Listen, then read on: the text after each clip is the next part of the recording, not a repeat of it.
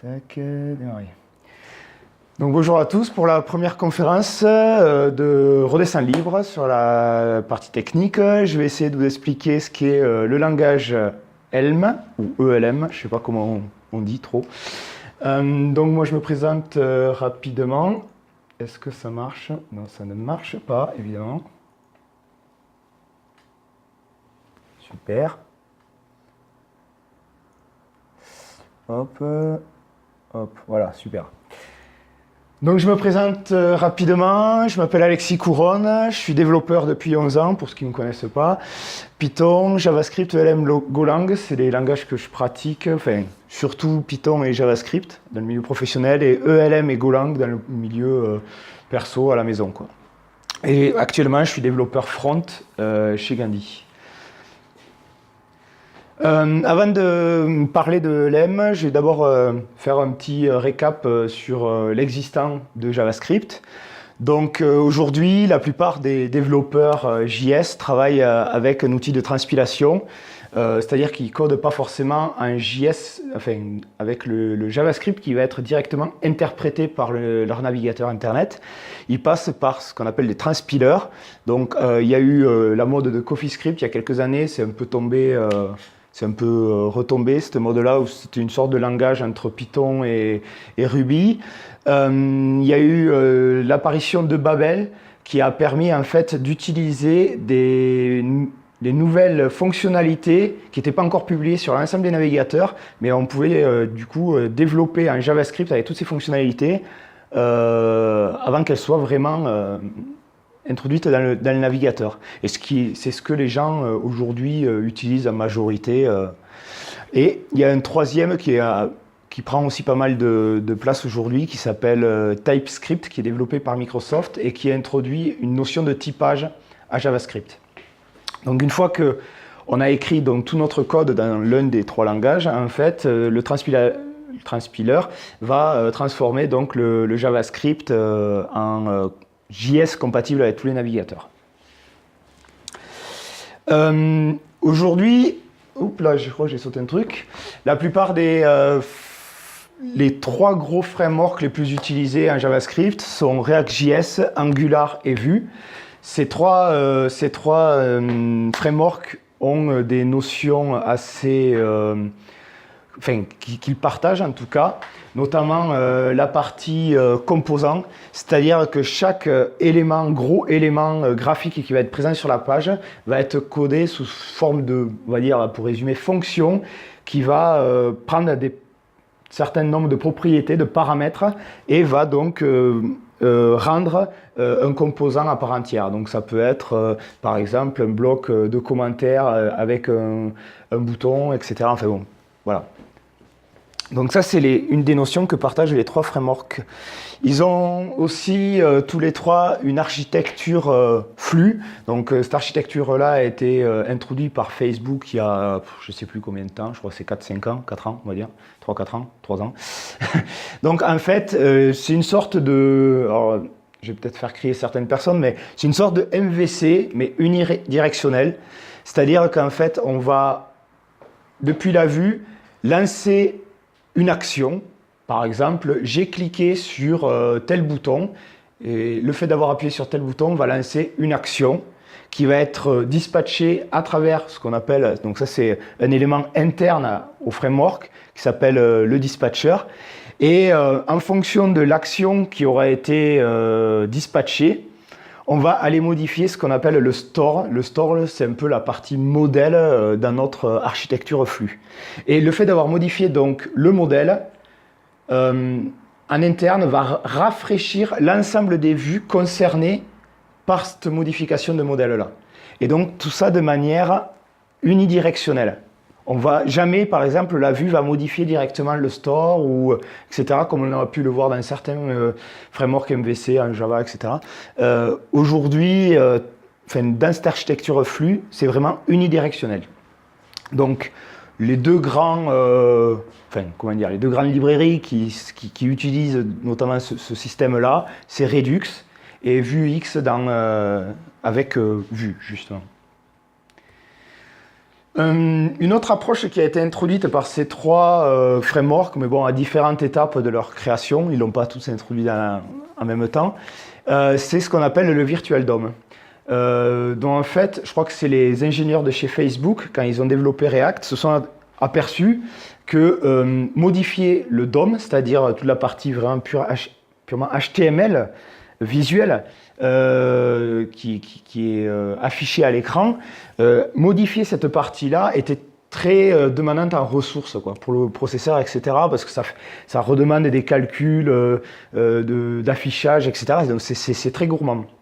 Et donc quand on modifie à plusieurs endroits en même temps des éléments et faire appel à plusieurs reprises dans un très laps dans un temps très court, pardon, tout ça, ça fait justement baisser les perfs.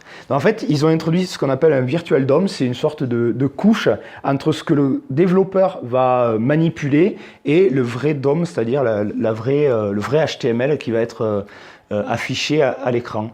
Et en fait, donc, on va pouvoir introduire plusieurs modifications dans ce DOM virtuel. Et une fois que toutes les modifications auront été effectuées, on va appliquer l'ensemble de ces modifications d'un seul coup sur le DOM réel, ce qui va faire gagner de la performance. Après, il y a eu un autre avantage aussi par rapport à ça, c'est que aujourd'hui, beaucoup de développeurs développent également pour le mobile. Pas forcément en HTML, mais avec ce qu'on appelle les composants natifs des téléphones portables, notamment pour Android et iOS. Et en fait, au lieu d'aller modifier directement le DOM, on va aller modifier des composants natifs. Donc en fait, ça permet d'avoir une sorte d'abstraction. Ça introduit cette partie abstraction, quoi. Ce qui a été aussi pas mal utilisé donc, ces derniers temps, donc, c'est TypeScript et FlowType. En fait, c'est l'introduction du typage statique. C'est-à-dire qu'en JavaScript, d'écrire ce genre de choses-là, dire que ma valeur booléenne est vraiment de type booléen, ça jusqu'à maintenant, ce n'était pas possible. D'ailleurs, ça ne l'est toujours pas. Et donc, en fait, ces outils-là, TypeScript, donc, qui est un transpilateur c'est un nouveau langage qui va être transpilé en JavaScript, va permettre ça. Et donc, lors de la compilation, on va vérifier aussi en même temps le typage. FlowType est lui un peu différent, c'est développé par Facebook et c'est pas forcément la transpilation, c'est une sorte de de linter, c'est-à-dire que lui-même va vérifier ce qu'on a écrit avant la compilation de Babel. C'est ce qu'on utilise en amont de Babel. Et donc on va vérifier justement l'ensemble du typage. Donc là, dans notre exemple, là c'est du TypeScript. De plus en plus de personnes aussi sont aperçues que faire de la programmation impérative en JavaScript, ça devenait un peu trop verbeux, un peu compliqué, et on introduit de plus en plus dans leur façon de développer ce qu'on pouvait retrouver dans les langages fonctionnels. En fait, JavaScript a les deux paradigmes dans ce système. Il est impératif et fonctionnel, et aussi objet. Mais bon, là, je ne vais pas rentrer dans ce détail-là. Donc, dans notre exemple-là, c'est de l'impératif, c'est-à-dire qu'on a un tableau de données de 8 chiffres, de 1 à 8, et on souhaite récupérer uniquement dans ce tableau-là les valeurs qui sont supérieures à 5, et les mettre dans un tableau qui s'appellera Result. Donc, on voit quand même que c'est assez verbeux. C'est assez verbeux. Là, on va essayer de faire la même chose, c'est-à-dire qu'on va appliquer un filtre sur le tableau Numbers. On va vérifier donc si la valeur est supérieure à 5. Donc en fait, ça veut dire que pour chaque élément présent dans le tableau, on va faire cette évaluation, c'est-à-dire que là c'est une fonction, hein, c'est une fonction, on va vérifier si la valeur courante est supérieure à 5. Si elle est supérieure à 5, ça va renvoyer true, donc on va garder cette valeur-là. Donc ce qui va être retourné par l'ensemble de cela ne sera plus que 6, 7, 8. Et j'ai oublié un petit truc aussi, c'est que sur le résultat final, on va multiplier la valeur par 2. Et bien en fait, Donc sur ce tableau-là, on va appliquer une nouvelle fonction, donc via la fonction map. On va appliquer la fonction, celle-ci donc, qui pour chaque valeur va multiplier la valeur par 2. Voilà. Donc ça, c'est une approche un peu plus fonctionnelle des choses. Donc pour me résumer, les bonnes pratiques actuelles, c'est utiliser des outils de transpilation, avoir une approche composant, une architecture flux unidirectionnelle, donc utiliser un virtual DOM et avoir un typage statique et essayer d'introduire au maximum la programmation fonctionnelle lors du développement JS. Et bien en fait, le développeur qui s'est occupé de ça, de Helm, pardon, a justement écouté toutes ces bonnes pratiques et a réuni dans un seul et même langage toutes ces bonnes pratiques, dans le langage Helm. Donc Helm propose 4 promesses. C'est avoir de l'interopabilité avec JavaScript, c'est-à-dire qu'on va écrire notre code en Helm, mais il va être aussi possible de dialoguer avec des librairies qui sont déjà existantes, des bouts de code à nous ou des librairies externes qui sont écrites en JavaScript. Ce qui fait qu'on ne va pas forcément être limité à ce qui existe aujourd'hui en Helm.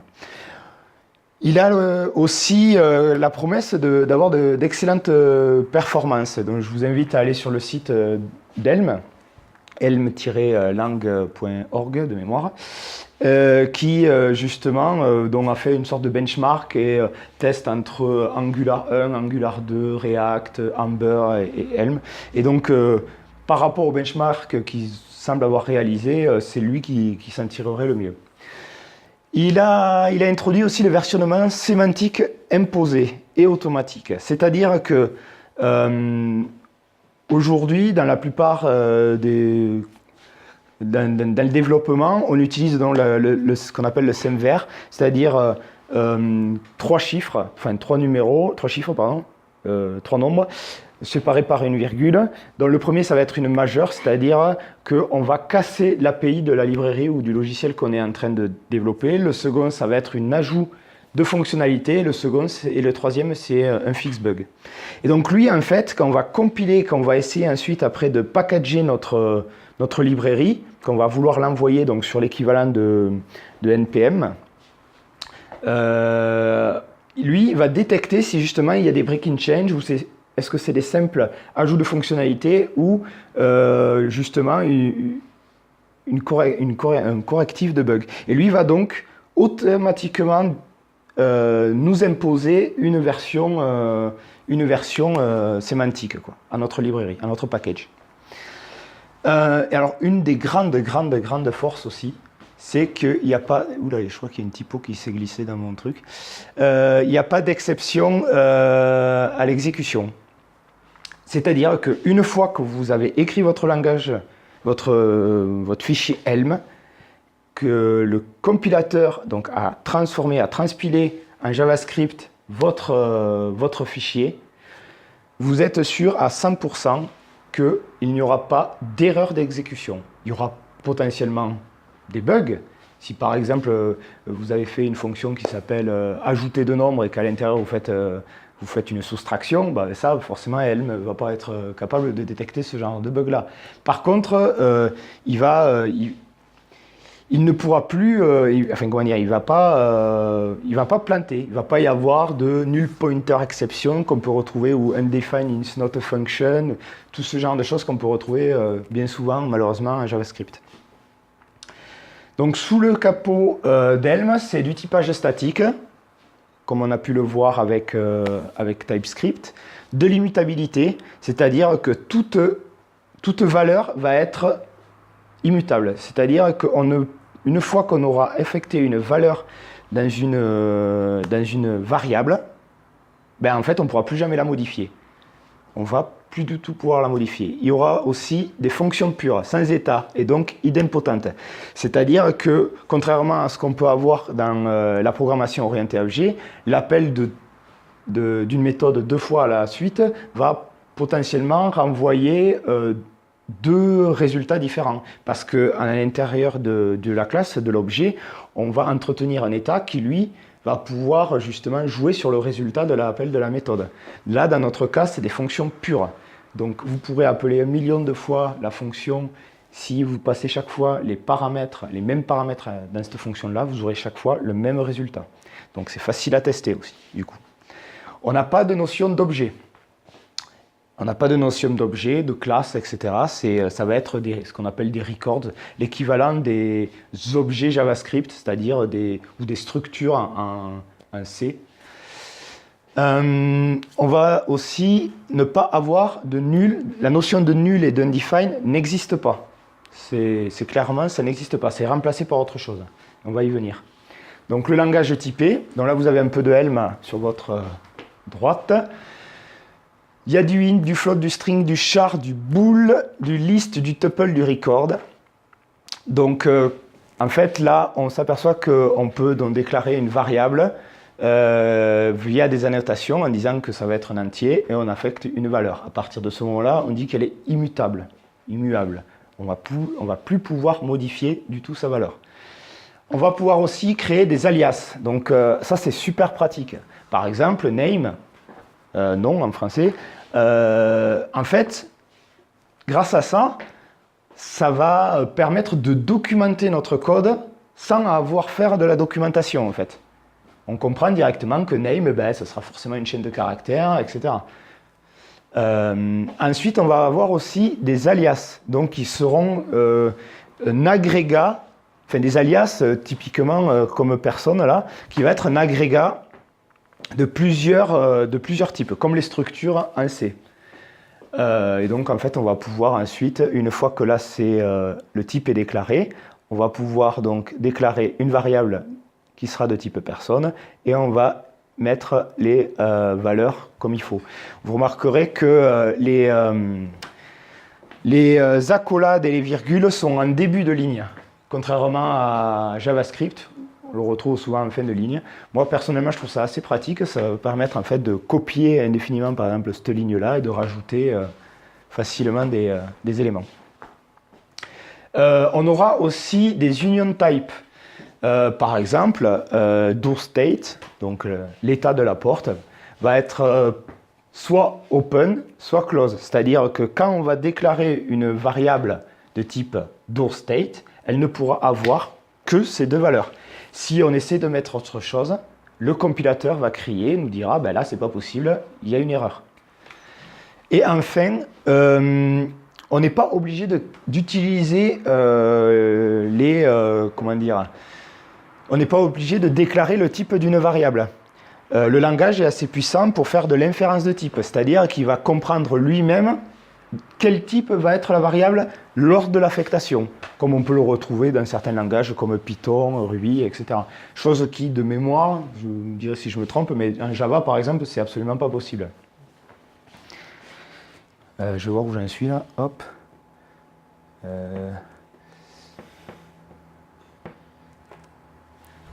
6 minutes, ça va. Donc les variables immuables ou immutables. Donc comme je disais tout à l'heure, impossibilité de modifier une valeur. La modification se fera obligatoirement par copie. Alors comment ça fonctionne? Imaginons que j'ai donc une variable personne qui a donc c'est une sorte de structure, un records, qui aura nom et prénom, noRiskCheck, et je veux modifier donc cette variable-là. En fait, ça ne va pas être possible. Ce que je vais faire, c'est que je vais faire une modification par copie. Donc, je vais refaire une sorte copie via cette syntaxe-là. C'est-à-dire que je vais prendre l'objet, pipe, ensuite la modification que je veux appliquer sur cet objet-là. Et donc, on va créer une copie du premier objet qu'on affectera dans la seconde variable.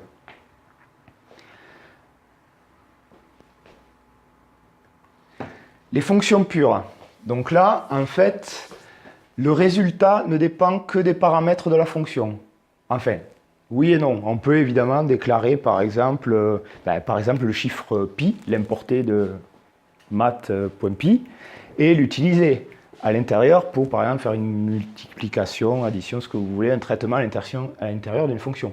Et vu que tout est immutable, ça sera ce qu'on appelle stateless, c'est-à-dire sans état. est donc idempotente. Si vous passez tout le temps les deux mêmes paramètres à cette fonction-là, vous aurez toujours le même résultat. La manière dont on va décrire les annotations d'une fonction, ça va se faire de cette manière-là. Donc, là, je dis que c'est une fonction qui s'appelle add, sans doute qui va permettre d'ajouter, qui aura un premier paramètre un entier, un second un entier, et qui va retourner un entier. Là, j'écris réellement ma fonction, donc add a, b, mes deux paramètres, qui sera égal à a plus b. Vous remarquerez qu'il n'y a pas de return. Le mot-clé return n'existe pas en Elm. C'est implicite, il est implicite. C'est le dernier truc qu'on fait qui sera retourné. Donc là, pour l'appeler, pareil, pas de bruit comme dans la plupart des langages ou en JavaScript, pas de parenthèse, de virgule, machin. On comprend direct que c'est un appel de fonction, voilà, qui va retourner donc un entier. On peut également faire de l'appel partiel. Par exemple, dans notre cas, on a deux paramètres, mais je n'ai pas encore la seconde. Au moment où je souhaite appeler la fonction, je n'ai pas encore la valeur du deuxième paramètre. Pas un problème, je fais par exemple add_to_10 qui va être donc en fait, qui va stocker une fonction, parce que add_10, donc ça va être la même fonction, hein, va renvoyer une fonction qui ne prendra plus qu'un seul paramètre, c'est-à-dire, dans notre cas, b. Donc là, en fait, on aura le début de la fonction. Et après, je pourrais faire add_to_10 7, ce qui nous fera 17.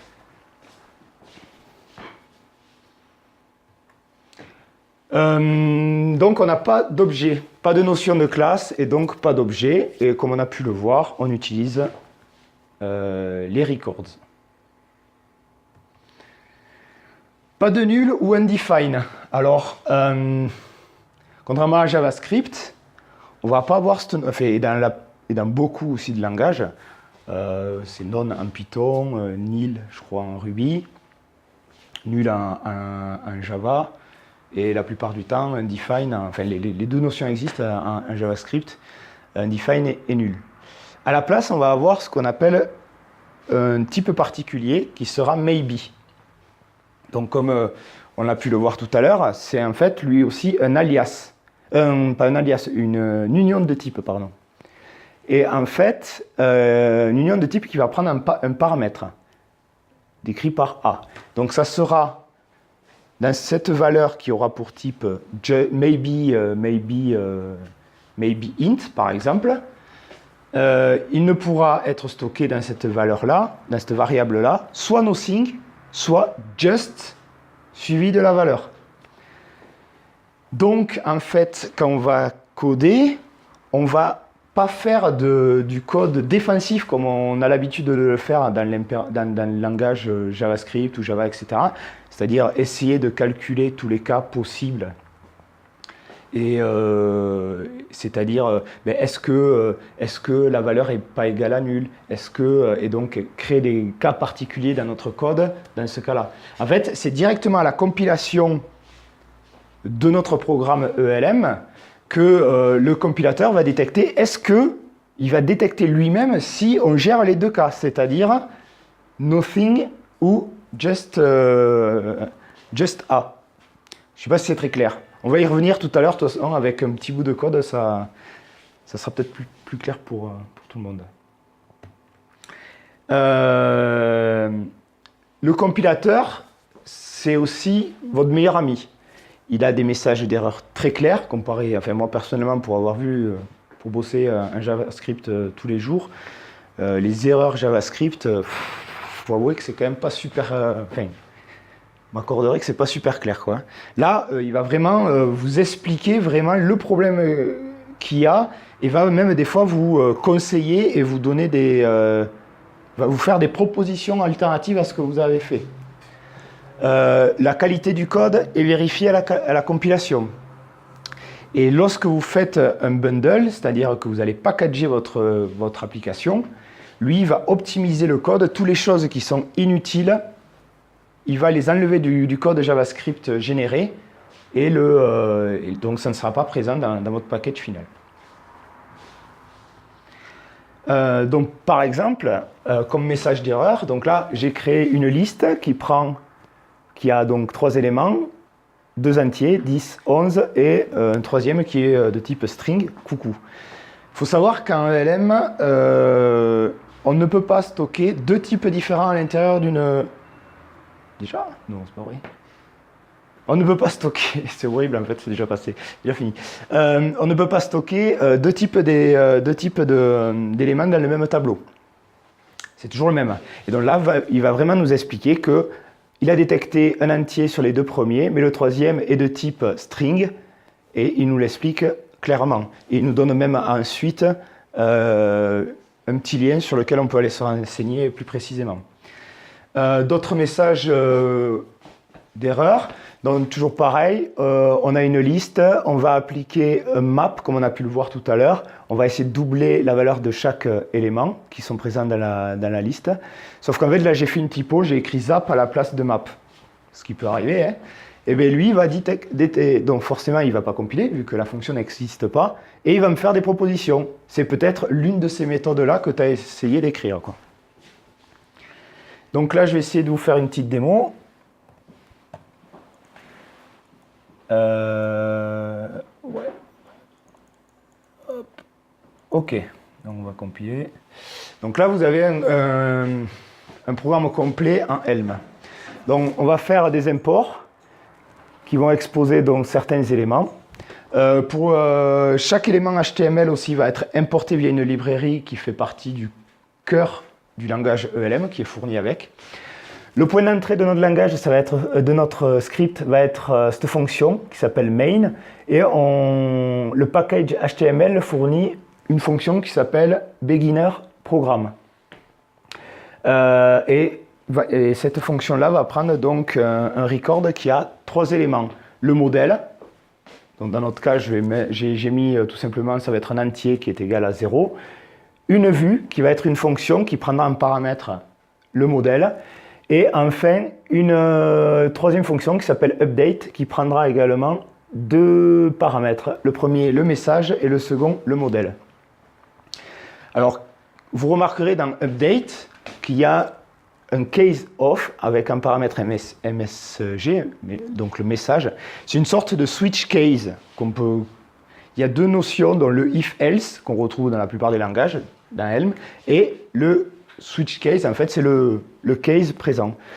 Et donc là, dans notre cas précis, ça va être tout simplement un compteur. On a la vue qui a donc une div, donc comment l'expliquer, chaque élément HTML est une fonction.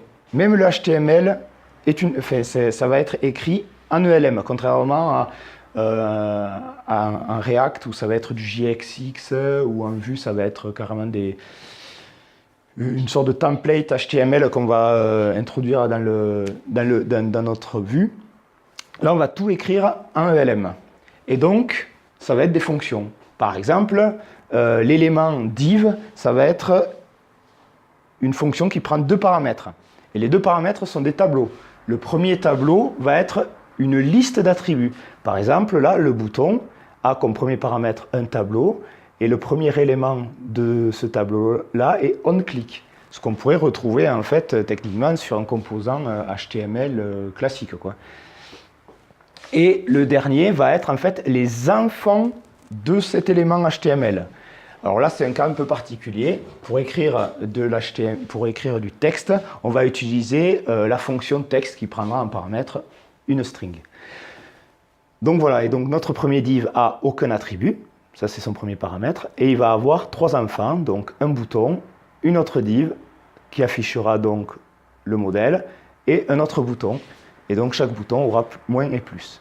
Et donc quand on va appuyer donc, sur l'un ou l'autre, qu'est-ce qui va se passer? Bon, forcément plus ça va augmenter et moins baisser. Qu'est-ce qui se passe? Quand on appuie sur plus, ça fait un onClick qui envoie comme message increment. En interne du système ELM, qui est proposé par le module HTML, on va appeler la fonction automatiquement, la fonction update automatiquement. Et donc passer le message en paramètre. Dans notre cas, c'est increment. Et également l'état actuel du modèle. Nous, au départ, on l'a initialisé à 0. Donc là, il y aura donc increment et 0. On va faire un switch case sur le message et on va essayer de trouver ce qui correspond. Dans notre cas, c'est increment. Et donc, on va retourner le nouvel état de notre modèle. Donc, on va prendre notre modèle plus 1. On est toujours dans une notion d'immutabilité. On ne va pas le modifier, faire par un modèle plus ou ce qu'on peut retrouver dans notre langage. Là, il y a un return là, un return, pardon. C'est implicite. C'est la fonction va retourner, la fonction update va retourner le modèle. Le fait que le modèle ait été modifié, la vue va en être informée et on va la réafficher.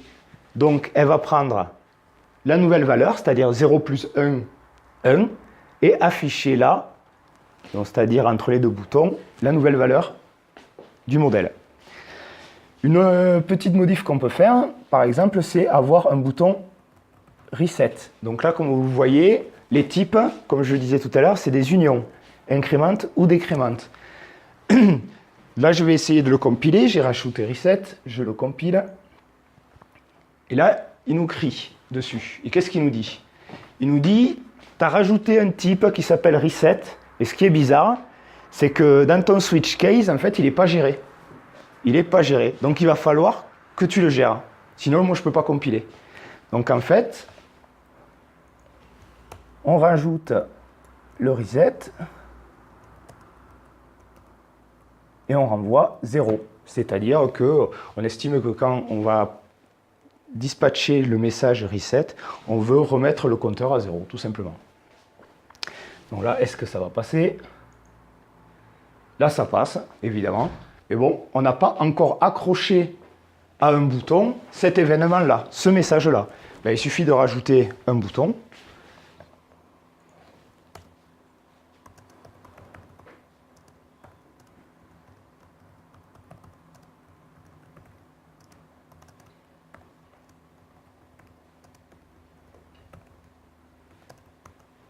J'ai rien oublié, je crois. Voilà.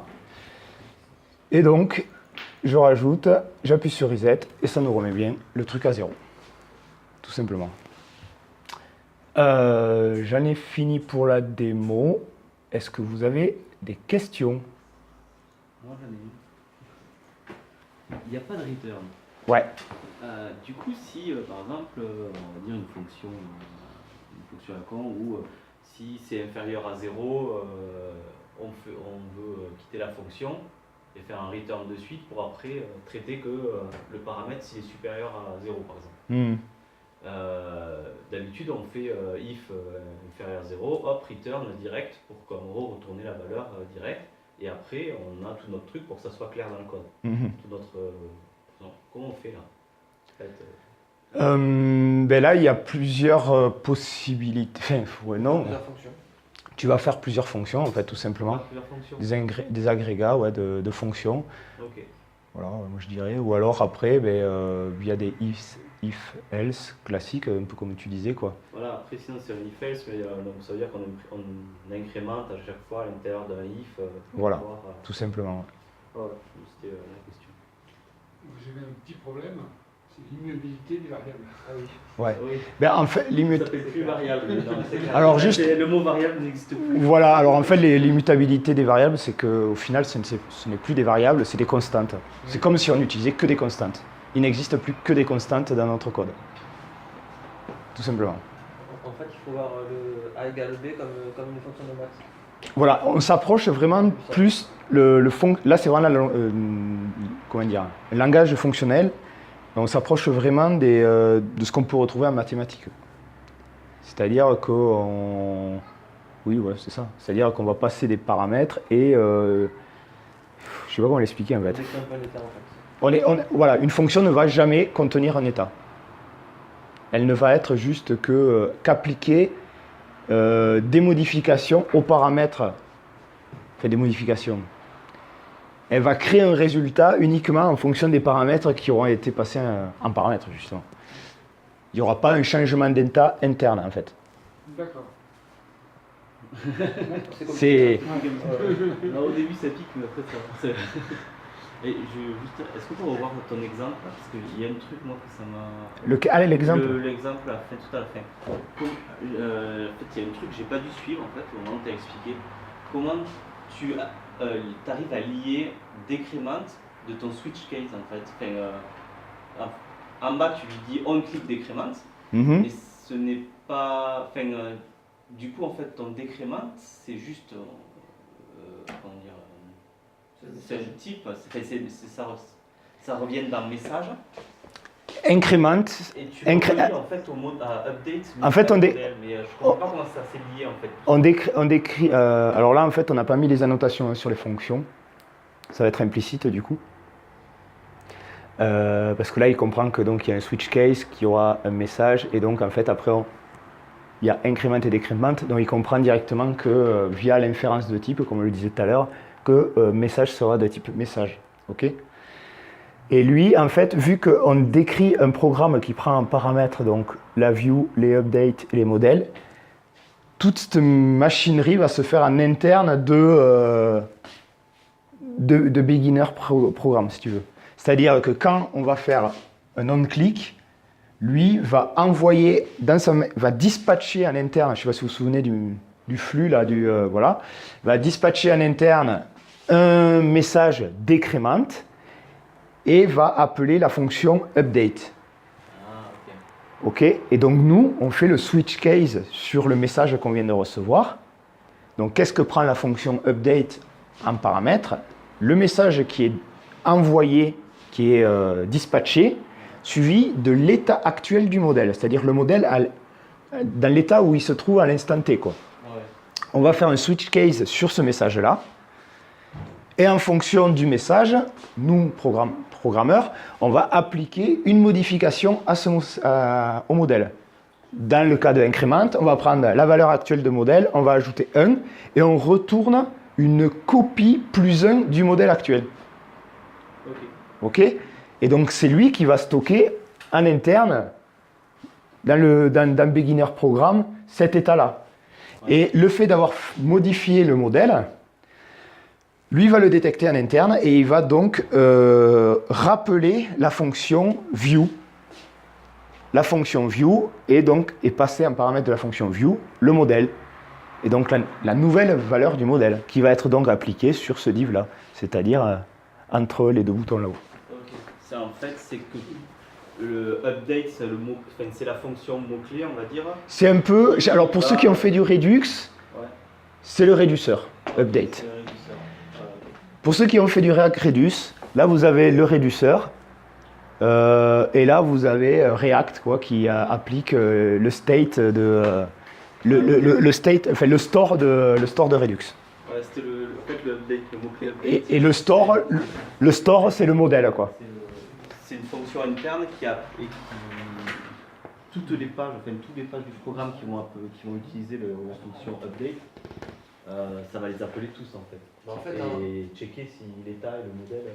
En fait, en LUM, il n'y a pas 26 000 manières de faire les choses. On ne peut pas faire du MVC, du MVVM, etc. Ils ont dit que la meilleure manière de faire les choses, c'était de faire la M architecture, c'est ce qui est marqué là, modèle view update.